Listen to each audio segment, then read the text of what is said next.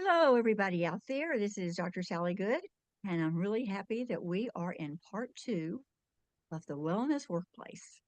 And if you're popping in, let us know where you are in the chat. We'd love to find out what different parts of the world you're in. Maybe even tell us what your job is. I know we have a lot of HR people coming in, agile leaders, and sometimes we get a couple of CEOs that pop in as well. So it's always my pleasure to introduce Cindy Smarsh because Cindy Smarsh has created something that is so marvelous and is going to change the corporate climate to a significant degree. She has created the kindness principles, and underneath that is the kindness code. And when you hear about it today, you'll see more about what I mean. And then also, too, in the upcoming days, if you'd like to learn more, there's a notification on the advertisement of like how to reach her. She is the kindness code in LinkedIn. So if you'd like to reach her, there she is. So today, without further ado, here is Miss Cindy Smarsh, the CEO and founder of the Kindness Principles. Thank you, Sally, so much for having me. I appreciate being able to be here with you. It's always wonderful to collaborate together. And thank you all for joining us today.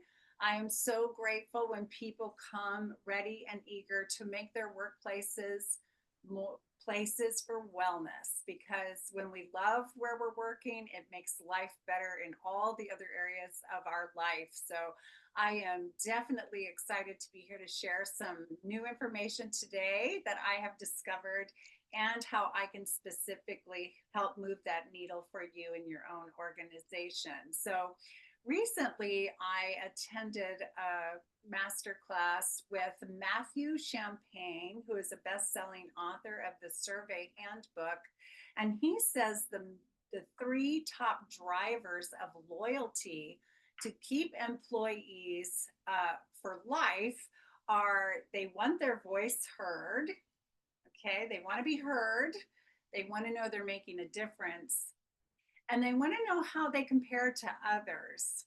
And so let's just look at those for a second. So everybody wants to be seen and heard, right? We all want to feel like we belong, that we matter, and so forth. And so it's very important for us to prove this to them in our workplaces on a consistent basis, that they are seen, that they are heard. And then, of course, they want to know they're making a difference, that what they do matters, that they are having an impact. And besides just telling them, oh, you matter, you're having an impact, you want to give them specific feedback to understand how what they do over here in the company makes a huge difference company wide and with the customers and clients and so forth that you are serving.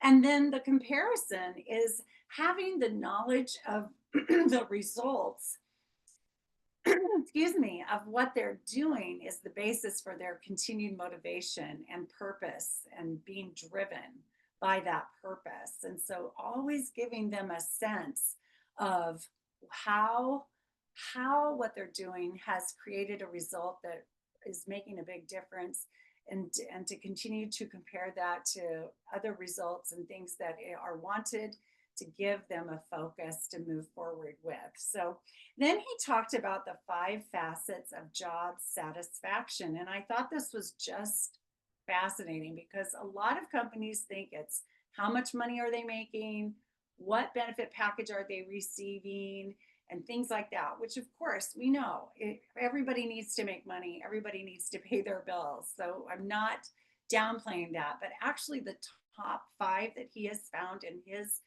decades of research is: number one, that they have skill variety. So, in other words, they feel like there many facets of themselves are being utilized in the workplace. And then that there, number two, that there is meaningfulness behind what they're doing. Again, of course, that it matters, that there's an impact involved. And number three is that they have some autonomy. So again, people want to be trusted. Employees want to be trusted, that they know what they're doing and that they will be disciplined in their work for your company. So to give them that autonomy, that sense of freedom to accomplish things in the timing and the ways they see fit, and to make really good decisions on the job on their own as they're moving through their days and weeks with you. And number four, I've already said the word impact, but there it is again. So knowing that what they're doing affects more than just what's right in front of them, but that there's a ripple effect to the work that they're doing. And then number five, that there is feedback, not just an annual review. Matthew Champagne talked about this very specifically. He said many companies work in the model of giving an annual review, if any reviews at all. And he says the minimum he recommends is quarterly. And I'd like to suggest that we think about feedback as just a cultural language on a daily, weekly basis, that we're giving direct, clear, specific information to our team about what's going well this week, what's not going great, where we could make adjustments to really make the greater success level for everyone. So here, with that in mind, here are some powerful questions I put together that you can ask your team on a regular basis to check their pulse and work on increasing their job satisfaction so you can keep loyal employees that truly want to work with you and for you and are really driven to bring their best every day. So number one, so there's 5 questions. So number one is, what is your favorite part of working here? Wouldn't you love to know that with everybody that you're working with? Like all your team members, wouldn't you love to know what their favorite part is? It's kind of like when you have kids growing up and you say, well, what was your best part of your day? And they, of course, say lunch and recess, right? We hope that our employees, our team members won't say lunch, right? That there's something else that's their favorite aspect of working in your organization. But number 2, also asking them, what is your least favorite part of working here? This really, if they're safe to be honest about that, that can be game changing for the organization to have this information. And number 3, I suggest that you ask them on a scale of 0 to 10, how satisfied are you working here? Now, again, you want to create a culture where they're safe to answer you honestly, or there's no point in asking. And so for the number 4 then is, if there's anything less than a 10, which most people are not going to say 10 probably, unless they feel pressure to do so, the 4th question, the follow-up to that would be then, what would make your answer be a 10 for job satisfaction? In other words, where's the gap? What's the gap? So how can we bridge it as a company so you feel so great working here that you would never dream of leaving? Because we know how much turnover costs companies. It costs billions of dollars a year in this country for the retention issues. And then number 5, I love this question, and I'd love to see how brave you are to ask your team, your employees, if you were the boss, asking them, if you were the boss, what would you do differently here? So these powerful questions to ask your team will give you feedback that is like giving you gold, because these are things that really can crack open the door to greater conversation about what works for people, what's important for your people. And you want to keep your people. If you have people you don't want to keep because of how they're not showing up or they're not effective, then you need to make decisions to make that move, because it isn't healthy to keep people who are not in good alignment with the company. But the ones you really want to keep, you want to make sure that you're hearing them, you see them, you hear them, and it matters what they have to say. And you may not be able to fulfill every request that they have. I'm certainly not suggesting that you take their list and you go, okay, we'll do it all tomorrow. That may not be realistic or even appropriate in some cases. But some typical answers that people are going to give you are things like, would you please put a coffee machine in the break room? Or could I have every 4th Friday off or leave early to go to my kids' track meet? Or, in other words, they're generally not asking for crazy, crazy things. Can I come in at 9 o'clock and stay till 6 instead of start my day at 8 and stay till 5? I mean, most people are not going to give big asks that are completely unreasonable and out of control. It's some of the most simple um, easy gestures that can lift up the spirits of your team and make them feel really super important. So, what is the secret ingredient to all these kinds of initiatives and these ideas of offering feedback and welcoming conversation and treating them like they're seen and heard? The secret ingredient is kindness. These are all examples of kindness initiatives. And I believe kindness is more than a virtue. It's not just a nice, fluffy word, it's actually a cultural strategy that empowers people to create meaningful lives and healthier relationships and stronger organizations and a world that's really going to work for everybody. So, we want to create an organization where everybody can thrive. And so, my mission and why I am here with you today is to teach kindness as a transformative cultural strategy, empowering people worldwide to build those healthy relationships personally and professionally and meaningful lives in every area they are at home, at work, at school, and in their communities. So I've created the kindness code to lead you to the highest version of this approach in your organization. And I want to talk you through that code now. Okay. So, so it's an acronym, kindness. All right. So we're going to start with the letter K, and it very much flows with the what I've already shared, and that is to know your team members, know them. Like your organization is about people, not necessarily just a product or a service. It's about your people. So you want to know these people. They're very, very important to you and the success of your company. And so show that you care, show that they matter, ask them about their lives outside of the office because they have a whole other life going on. And I know you know this, but it only takes a little bit of time, and every little effort will make a deep impact on the people that are working with you and for you. And the other K I would say here is keep communicating. Keep communicating. Why is this important? Well, it's just like the feedback initiative I spoke of earlier. Communicating in that way for sure. So we know what's going well, we know where we need to make adjustments, asking their input and ideas about goals you have going on in the company, what they think would be helpful, what might work, where they're struggling to move the needle on a project or something. Just keeping the communication going. The more transparent you are in leadership, the safer people feel. It's when there's secretive behavior in leadership that people start to dream up all kinds of ideas about what might be happening or what's not going on or what's going to happen next, and it causes fear and anxiety, and then people cannot do their best work no matter how hard they try. So you want to know your people and keep communicating with them. Okay, the letter I. So integrate all aspects of the organization or corporation.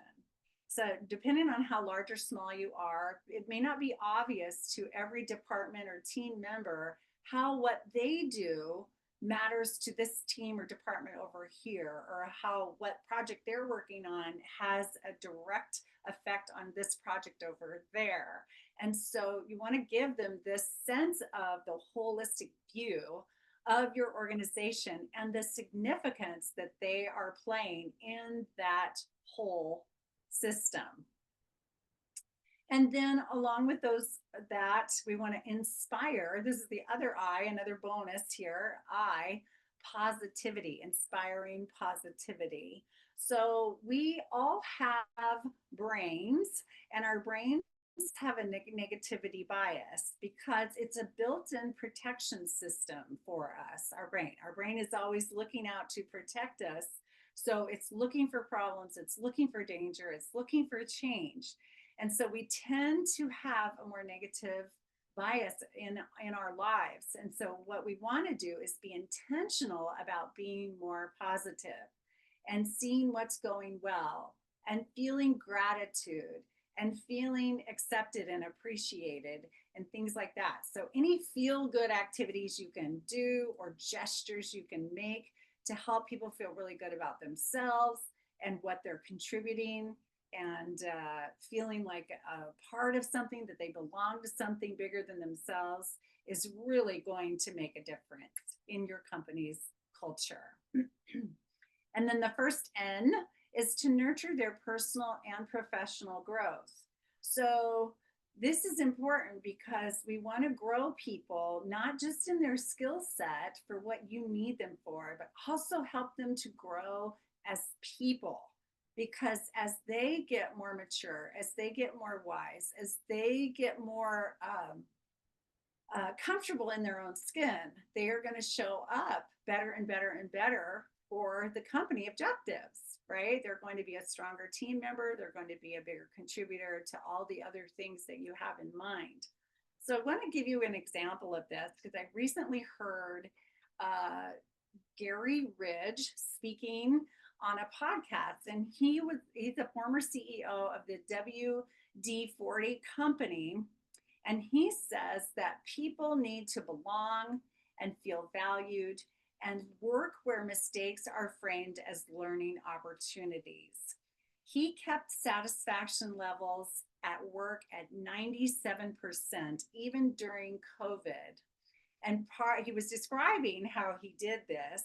Then this company, the WD-40 company, is all over the world in, like, I don't know, 16 companies or something. There's many, many, many employees.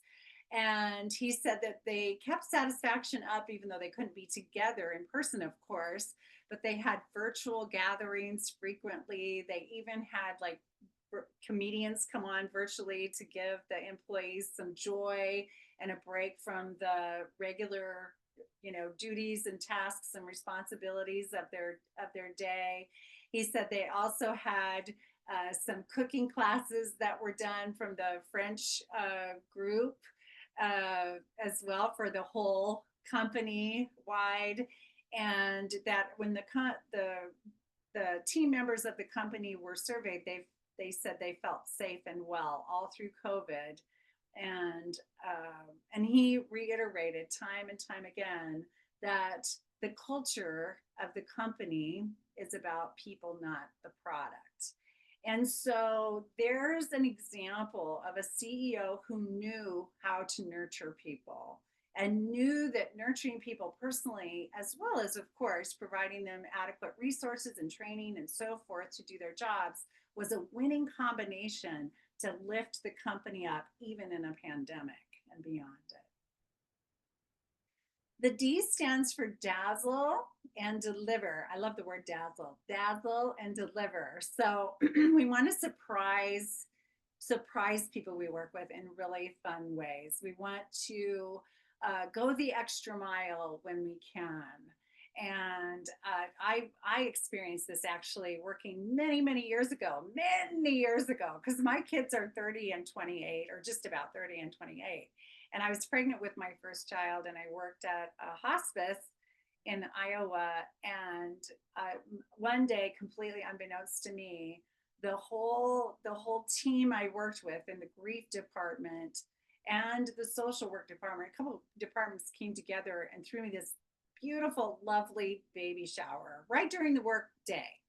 And everybody was in on it, and they brought a delicious meal and all these presents, and we played games, and we had such fun. And it was just a lovely celebration, so kind, so generous. And I was absolutely wowed. I was flabbergasted. I couldn't believe it. It was just a wonderful, wonderful acknowledgement, and I really appreciated it. And that was one of many reasons that I stayed at that company for 9 years. So you want to dazzle your people. You want to deliver something that's outside the norm whenever you possibly can, and get creative with this. And it doesn't have to be as big and wow as throwing them a party in the middle of the workday, but it could be, or it could be something even bigger than that you can think of. But just think of, how can I dazzle my team members? How can I surprise them in some wonderful way and help them feel so good and know how appreciated they really are and how much we need them and want them here with us. The second N is all about navigating the mission, the vision, and the purpose of the organization. So again, People want to belong and they want to be a part of something that matters. And so you want to make sure that you're constantly communicating the values of your company, the mission, the goals, your vision. Why are we all here? Why are we all in this together? And what difference are we making? And why are we doing that? And so this is important that you're constantly communicating this. So again, when I'm just somebody sitting in my cubicle doing my whatever I am doing at my computer, I know it's much bigger than my little to-do list that I have for today. There's deep meaning behind what I am doing. I am impacting something far greater than completing this email or getting this report together. It's inspiring. And people need to be inspired. They want to be inspired. The letter E, we want to empower team members to make decisions. Okay, so this is part of that autonomy we talked about earlier. So you want to trust your employees. You want to build a culture where you know you have prepared them so well and given them focus so well, and that they understand the values of the organization so well that you can trust them to move on decisions when they need to. So it doesn't have to go up 3 or 4 channels before something can actually get done. Sometimes quick decisions need to be made and can't always be checked in with everyone and so forth. And I want to share the example of Nordstrom's. Okay, Nordstrom's, of course, is a clothing store, but have you heard the story of an elderly man coming along into Nordstrom's one day and wanting to be reimbursed for his tires he had purchased there at Nordstrom's? This is just a great story. So this is true. I checked this out. I double checked. I triple checked. This is true. A gentleman actually came in and he was unhappy with the tires he had purchased at Nordstrom's and asked for a full refund. And that person, that Nordstrom employee, was taught to make decisions, the best decisions they can make. And at first, tried to explain to the gentleman that he could not have gotten his tires there because they do not sell tires at Nordstrom's. And he kept pushing back and saying that he had purchased them. And so guess what? That employee did refund him for tires. Okay. So you might think this is insane, but the company had set up a culture where people were empowered to make decisions and do the best they could. And I read this story. I first heard of it in this book called The Kindness Revolution. And in this book, they have the entire employee handbook of Nordstrom's in here. And I'm going to read it to you now. So if you think, oh, I'm getting sleepy, this is getting boring, guess what? I'm going to read to you now. So this is the whole handbook. Are you ready? Welcome to Nordstrom. We're glad to have you with our company. Our number one goal is to provide outstanding customer service. Set both your personal and professional goals high. We have great confidence in your ability to achieve them. Nordstrom's rules. Rule number 1, use your good judgment in all situations. There will be no additional rules. Please feel free to ask your department manager, store manager, or division general manager any question at any time. That is the employee handbook at Nordstrom's. And so this person who was working there that was confronted with this awkward situation with this man wanting to get a refund for his tires felt secure that they could make this decision. And yes, this cost Nordstrom some money, right? And yet it kept their reputation high. This company does not have a logo. They don't advertise other than word of mouth and so forth. So the employee did the right thing, did the best thing they could at the time. And companies like Nordstrom who have, have situations like this come up, have a budget for returns and things like that. So you want to be prepared for that. And Yeah, so it's a wonderful example of where a team member was able to do the best they thought they could in the moment, and it all worked out beautifully and really teaches us all something really outside the box that can make a difference how we think about things in our workplaces. The first S in kindness is to support your team, support everyone in the organization. What do I mean by this? Why is this important? Because we spend so much of our lives at work, and it's such a huge chunk of our lives, and it can really cause us great duress or great upliftment. And so we want to have all kinds of wellness initiatives, empathy, flexibility, anything you can do to support a team member in having a great life while working with you for you is a benefit to everyone. And we'll talk about all the benefits in just a minute. And then the second S is that this will bring you great success. The research is clear. The benefits to kindness initiatives, whatever you want to call them, having workplace wellness being a top priority, the benefits are ongoing. So here are just a few. These are all backed by research that creates a positive office culture. It encourages personal growth, empowers employees, it enhances performance, it strengthens teamwork, reduces turnover, supports healthy collaboration and innovation, nurtures a more resilient and engaged workforce. It unifies the organization, boosts productivity and retention. It increases creativity, provides a sense of belonging, alleviates stress and anxiety, generates common goals, fosters loyalty, and elevates the company's reputation and success. And that list could go on and on and on and on and on. So you cannot go wrong. You cannot go wrong in following the kindness code in your organization. It will only increase all the things you want to increase and decrease everything you want to decrease. So I have created a guide for you that gives you ideas on how to implement every single aspect of the kindness code. And also included in this guide are loads of research that prove very specifically how kindness produces results that you want in your organizations.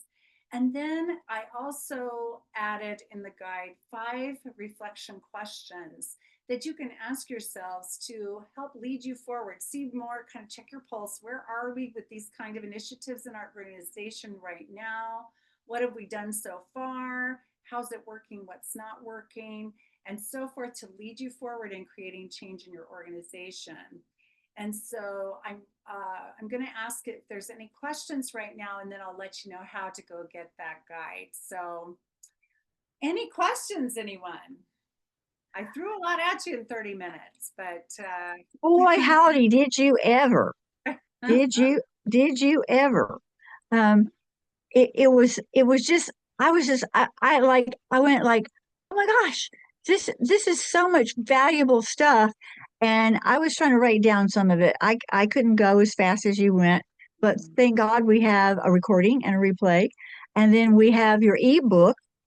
yes, And all the people have to do to get it is either put their email in the chat or yeah, send do a DM to either yourself or myself, and just say, I want the ebook. Here is my email, and it will go right out to you. easy. Lickety split, as they say. But I was just fascinated. Tell me a little bit about, say I'm an HR person, and I've got like Mhm, a lot of people that just aren't with the program. Um, mhm, and I want to do something to try to help them. mhm. What can you do for, like, say, like an HR manager? Do you put together programs? Do you assess what's going on? How do you work to get started with you?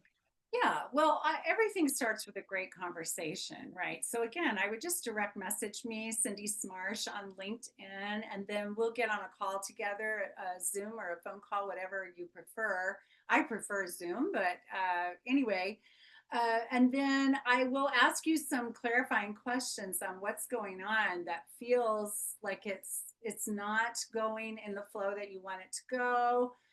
You can give me a little background on what initiatives you have tried to inspire people, and then we can talk about what form you would like, um, my support to come in. I can do some team building kinds of activities. We can have, half day retreats for teams if that is something that would help you reach your goals. I can also do private coaching with your leadership or with team leaders, whatever you see fit, where we can work on transformative strategies that's going to really inspire those people to find meaning and purpose in what they're doing so they get excited again about coming to work and being a part of things, not just working a job to pay their bills.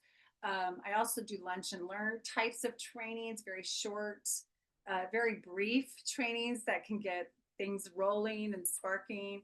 I don't know if I'm answering your question, Sally, but there, help can come in many forms and so forth. But it all starts with a conversation for sure. Yes, and we love those lunch and learns because it gives people a little bit of flavor about what kind of things that you can help them with, and sort of builds up some trust, which is probably one of the factors that's missing along the way if the team is having difficulty producing their service and or product in a kind of cohesive kind of way.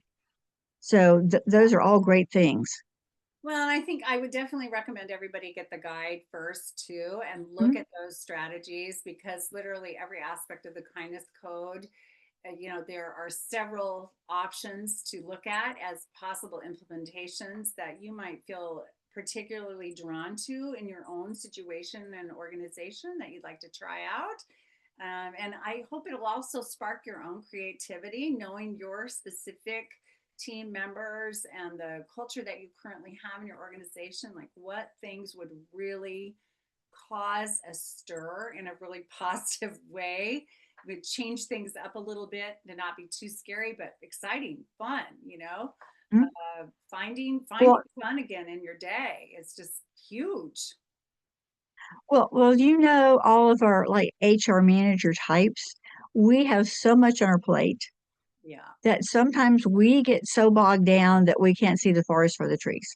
for And sure. so it's always great to have somebody outside of ourselves to take a big overview and then make suggestions and come up with some really good creative strategies. Because, at the end of the day, if you're kind of beaten down and you're tired and you're getting a little burned out, it's pretty hard to lift other people up. So I think that's one of the advantages of this whole concept of implementing kindness initiatives within a company is that it lifts people up to want to come to work. Oh, oh, we're having this thing today. I'm definitely going to show up. Yeah, and just to speak to those HR professionals a little bit, I've heard from a lot of you who've told me that burnout is one of your greatest issues, and that another is just poor morale at the office and underappreciation, and then trying to keep your own work-life balance going and so forth, and then team cohesion issues and also retention issues, of course. And all of these things that I've addressed today directly will support you in turning those things in a different direction. Your own burnout, kindness initiatives are fabulous within a company, but the best way to start is kindness toward ourselves and understanding, what do I need? What do I need to be fully myself here at the office, to be the human I am, not just the HR professional? What makes me uniquely me and not just this HR professional who has to take care of everybody and look out for everybody and handle all the tough situations and, blah, blah, blah, all those things, and do all that paperwork you don't want to have to do. So be being kind to yourself is so very important, and I could do a whole class, well, a whole year Are you? just on the importance of that. But I encourage you to start there and go, okay, how can I be kinder to myself? Because when you're kinder to yourself, then all those things that are sometimes very underappreciated tasks that you have to do, you will be able to show up differently in carrying those out, and everyone will feel it. They will feel it. It'll feel differently to them, so then it can feel better to you as well. So Well, I know that like when people first hear about kindness, they go, kindness, what the heck? You know, um, is it like just being nice? You know, is kindness just being nice to other people and saying hello in the morning? And it's much, much, much deeper than that. it's much deeper than that. You can call it whatever you want. We can call it all kinds of things. But no, it's not just being fluffy and nice. It's not just smiling at everyone. Although showing everybody a smile and giving them a nice good morning is a start. It actually is a start. But an example of kindness that's a deeper layer than that is giving a team member honest feedback when what they're currently working on is not going in a direction that feels really conducive to reaching the goals of the company, and giving them, helping them understand what's needed that's different than what's happening, and then providing them with any training, resources, or support that helps them succeed. That is kind. One of the things that companies traditionally do that is very unkind for everyone is they continue to promote people higher and higher up without giving them any leadership training. Like if somebody's really good at their job at a foundational level of a company, the reward is often, okay, now let's make them, put them in management. And then they go, oh, they're natural leaders, so we'll just put them in management now, and now they're managing people, which is different than what they were doing before. It is a totally different scenario, and they're often the kind of thrown into that without a lot of training or support, and that isn't fair to them, and it isn't fair to any of their team members who are being managed by them, and it's not kind to you who promoted them, because they're not going to be able to deliver what you really need them to do to keep the whole flow of the company going. And so there's an example of where it would be kinder to either not promote someone who really doesn't really embrace the management role, or if you're going to do that and they agree that that's a good idea, to really equip them, which is with as much transition time as possible and true training and mentorship, so they develop into the kind of leader that you really need them to be. Yes, That yes, I think in corporations, it's sort of like, okay, um, you're going to go into this round hole and you're a round peg, so obviously it's going to work. yeah, But once that sort of thing happens, ongoing mentorship is so vital for the person having the confidence to be a leader, or or not being afraid to be kindly um, talking about something that needs to change within the team environment. All these things really need to be, in a structured kind of way, be addressed whenever you're going to elevate someone. Yes, we do have natural leaders, but even natural leaders need direction. yeah, they don't necessarily know how to manage people Right. or have difficult conversations or balance all their new tasks that they have that they've never had before, or the list goes on and on. So yes, meeting people where they are, putting them in roles that really align with their skill set or skills that they are willing, able, and eager to learn, that is kind. Mhm. That is a form of a company culture that's based on kindness, and everyone wins.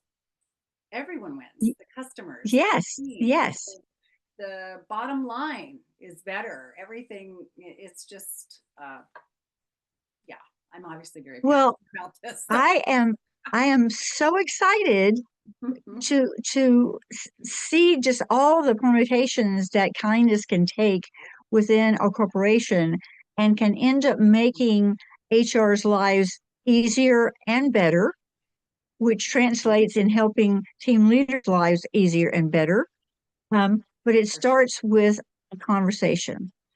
So if anyone's listening right now to our wonderful Cindy Smarsh, it's always great to have a conversation. You can start that with just a direct message, and we'll just go from there, and we can sort of like decide what needs to be done or what you think might be done. So you might have some incredible ideas you haven't even thought of. For sure. For sure. Kindness can come in many, many forms. And we've talked about some of them today, and the list is endless, endless, endless. So, yes, I welcome a conversation with you. At least go get the guide and get that by putting your email in the chat, and we will get it sent to you. Or you may DM me, Cindy Smarsh, SMARSH, on LinkedIn, and I will be happy to get back to you as soon as I can. Thank you so much for being here today. Thank you so much. I really appreciate you coming today, Cindy, and I appreciate everybody who is listening and everyone who well, let's just go get that thing right quick, your ebook. Let's get it right now. Grab it.